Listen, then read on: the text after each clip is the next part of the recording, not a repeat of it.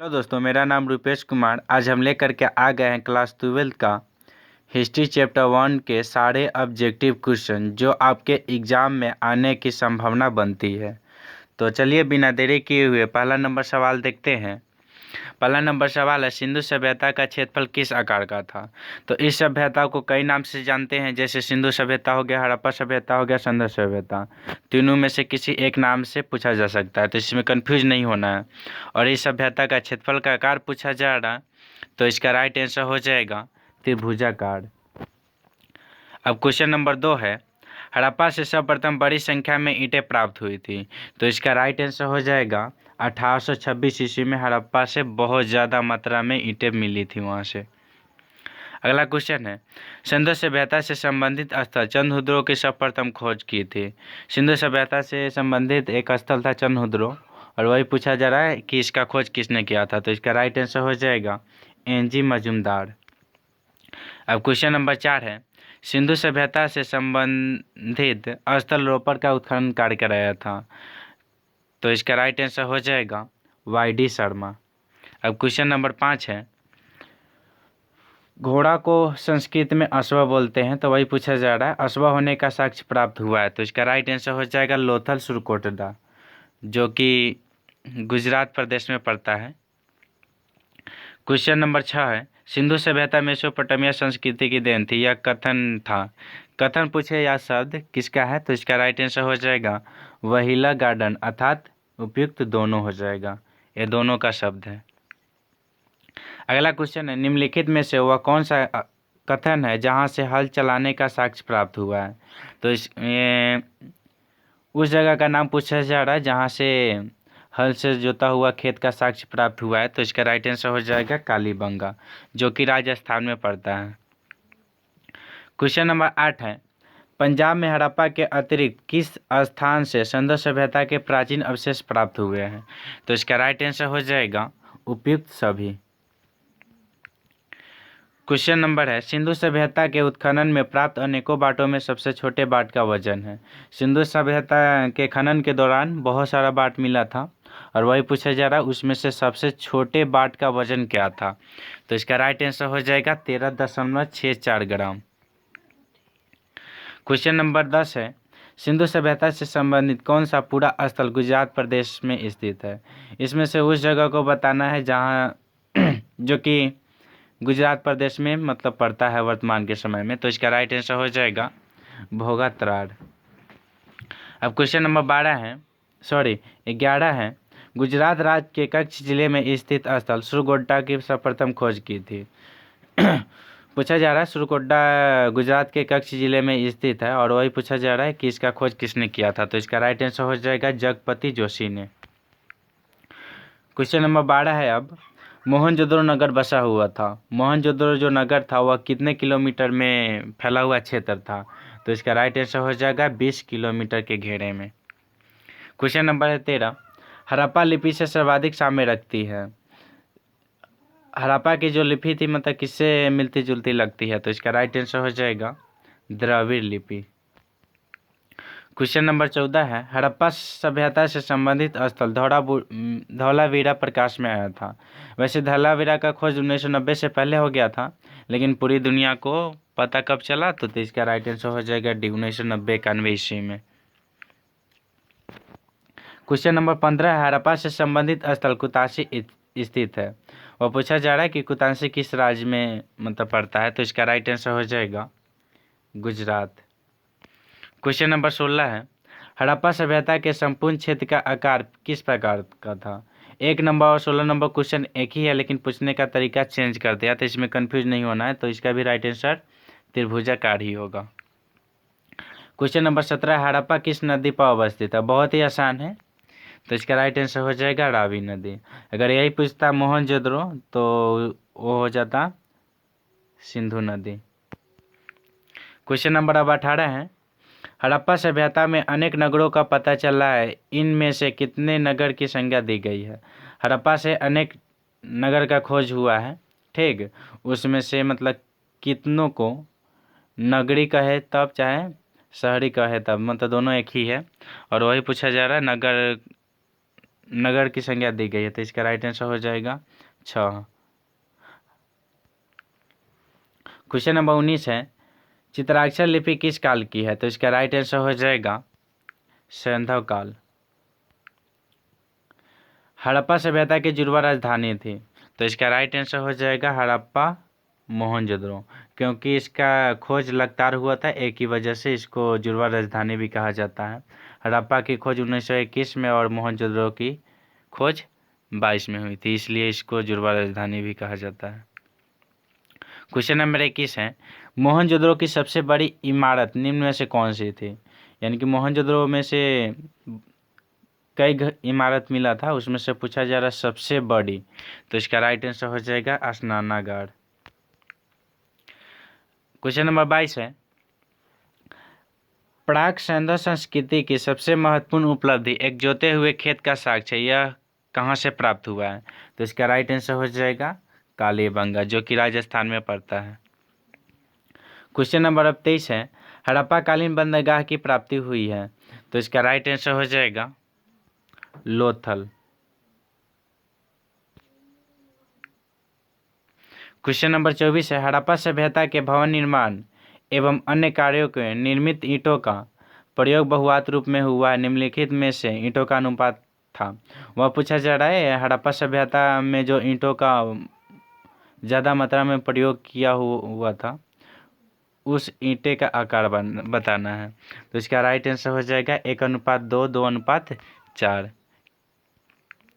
Question number 25 है, सिंधु सभ्यता निम्नलिखित में से किस नाम से जानी जाती है? तो इसका राइट आंसर हो जाएगा कांस्य युग, क्योंकि सिंधु सभ्यता के लोग कांस्य का ज़्यादा प्रयोग करता था। अगला क्वेश्चन है, सैंधव निवासियों का प्रिय पशु निम्न में से कौन था? बहुत ही आसान है, इसका राइट आंसर हो जाएगा सांड। सिंधु सभ्यता के लोग का प्रिय पशु यही था, सांड।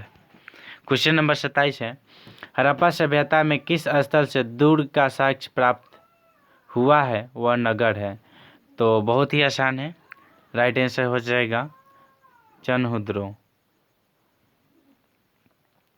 क्योंकि यहीं से दुर्ग स्थान को मतलब ऊंचला शहर कहा जाता था, मतलब दो भागों में बटा हुआ था, एक ऊंचा एक नीचा था। ऊंचे वाले स्थान को दुर्ग कहा जाता था और नीचे वाले को निचला सतही कहा जाता था। क्वेश्चन है, नृवैज्ञानिकों के मतानुसार हड़प्पा सभ्यता के निर्माता थे, तो इसका राइट आंसर हो जाएगा प्रोटो ऑस्ट्रोलायड।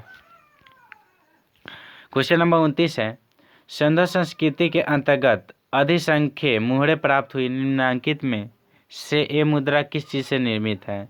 हड़प्पा सभ्यता में जो मोहर मिला हुआ था, यानी कि वो मोहरे अधिक संख्या में किस चीज़ से बनी होती थी? तो सेलखड़ी नामक का पत्थर आता है, उसी से सिंधु सभ्यता की मोहरे ज़्यादा प्रयोग में लाई जाती थी, सेलखड़ी नामक पत्थर का। क्वेश्चन नंबर 30 है, सैंधव स्थलों के उत्खनन के दौरान मोहनजोदड़ो से प्राप्त एक मुद्रा पर पुरुष की आकृति जो त्रिमुखी है की पहचान सर जॉन मार्शल ने निम्नलिखित में से किससे की है? तो इसका राइट आंसर हो जाएगा शिव पशुपति।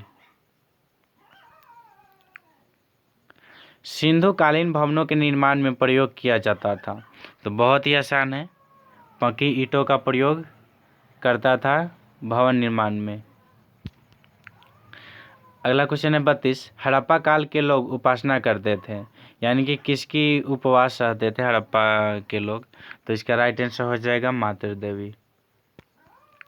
क्वेश्चन नंबर 33 है, रखालदास बनर्जी को मोहनजोदड़ो के अवशेष कब मिले? तो इसका राइट आंसर हो जाएगा 1922 में। अगर यही पूछता रखालदास बनर्जी ने मोहनजोदड़ो की खोज कब किया, तो इसका भी राइट आंसर 22 ही होगा। चाहे मोहनजोदड़ो की खोज किसने किया था, रखालदास बनर्जी, और पूछा जाए कब किया था, तो इसका 22 हो जाएगा। अब क्वेश्चन नंबर 34 है, सिंधु सभ्यता किसके समकालीन नहीं मानी जाती है? तो इसका राइट आंसर हो जाएगा चीन की सभ्यता। अगला क्वेश्चन है, सिंधु सभ्यता के निवासी किस देवी देवता की पूजा नहीं करते थे? तो इसका राइट आंसर हो जाएगा विष्णु। सिंधु सभ्यता के जो लोग थे प्रकृति की भी पूजा करते थे, पीपल का पेड़ का भी और शिव का भी, विष्णु का नहीं करता था। अगला क्वेश्चन है 36, सिंधु सभ्यता में हल का प्रमाण मिला है। तो बहुत ही आसान है, इसका राइट आंसर हो जाएगा कालीबंगा। कालीबंगा से हल से जोता हुआ खेत का साक्ष्य प्राप्त हुआ था वहाँ से। अगला है हड़प्पा संस्कृति की जानकारी कब हुई। बहुत ही आसान है, जानकारी कब हुई चाहे कब खोज हुई, तो इसका राइट आंसर हो जाएगा 1921। क्वेश्चन नंबर 38 है, मोहनजोदड़ो की जानकारी किस पुरातत्वविद से मिली है। तो इसका राइट आंसर हो जाएगा रखालदास बनर्जी। रखालदास बनर्जी के द्वारा ही मोहनजोदड़ो के बारे में जानकारी मिलती है। क्वेश्चन नंबर 39 है, सिंधु घाटी सभ्यता में समाज का स्वरूप था। तो इसका राइट आंसर हो जाएगा मातृसत्तात्मक। क्वेश्चन नंबर 40 है, विशाल स्नानागार के अवशेष कहाँ से प्राप्त हुए हैं। तो इसका राइट आंसर हो जाएगा मोहनजोदड़ो। मोहनजोदड़ो से विशाल स्नानागार के साक्ष्य वहाँ से मिला हुआ था। अगला क्वेश्चन 41, हड़प्पा किस नदी के किनारे है। तो इसका राइट आंसर हो जाएगा रावी। क्वेश्चन नंबर 42 है, सिंधु सभ्यता के सबसे विशिष्ट पुरावस्तु क्या है। तो इसका राइट आंसर हो जाएगा मुहरे।